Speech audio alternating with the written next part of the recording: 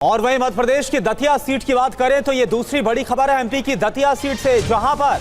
कांग्रेस के ही उम्मीदवार है जिनकी बढ़त बनी हुई, यानी कि बांकीपुर के साथ साथ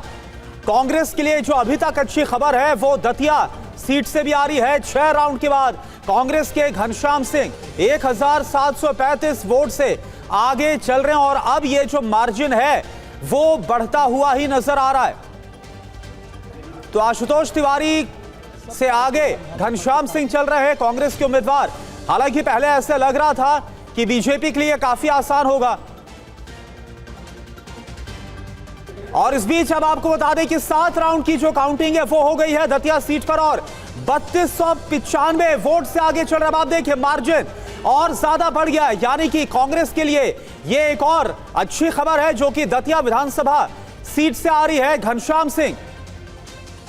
और रजनीश इस वक्त हमारे साथ लाइव जुड़े हुए। रजनीश, हालांकि ये लग रहा था कि जिस तरह से नरोत्तम मिश्रा की तरफ से पहले तो काफी मनमुटाव था और काफी हंगामा हुआ, लेकिन जैसा उन्होंने प्रचार किया तो इसके बाद कोई वैसा फर्क नहीं पड़ेगा और बीजेपी के लिए आसान रहेगा, लेकिन हुआ वो, यानी कि कांग्रेस अपनी सीट को रिटेन करती हुई नजर आ रही है। बिल्कुल, देखिए 7 राउंड की गिनती पूरी हो गई है और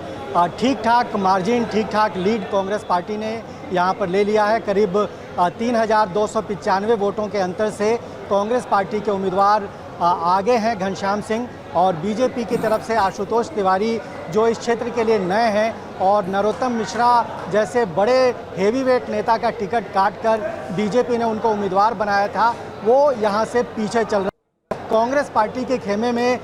लहर दिख रही है और बहुत सारे कांग्रेस के नेता कार्यकर्ता नरोत्तम मिश्रा का धन्यवाद दे रहे हैं, उनका शुक्रिया कह रहे हैं कि नरोत्तम मिश्रा अगर इस चुनाव में होते तो स्थिति कुछ और होती, लेकिन जिस तरह से बड़े नेता का टिकट काटा गया, उनके कार्यकर्ता, उनके समर्थक नाराज हुए, सड़कों पर आए और हालांकि समझाने बुझाने पर वो मान गए, लेकिन साइलेंट वोटिंग उन्होंने की एक तरह से कांग्रेस पार्टी के समर्थन में। बीजेपी से उन्होंने बगावत की और ये कहीं ना कहीं चुनाव के नतीजों पर और रुझानों में अब देखने को मिल रहा है। 7 राउंड या 8 राउंड की गिनती, बिल्कुल रजनीश, तो 7 राउंड की जो काउंटिंग है वो हो गई है, मतगणना हो गई है और सवाल यही कि क्या 2023 की तरह जो नतीजे हैं वो कांग्रेस के फेवर में जाएंगे जब आखिरी रिजल्ट यहां से सामने आता है, तमाम राउंड्स पूरे हो जाते हैं। अभी के लिए आपका बहुत बहुत शुक्रिया।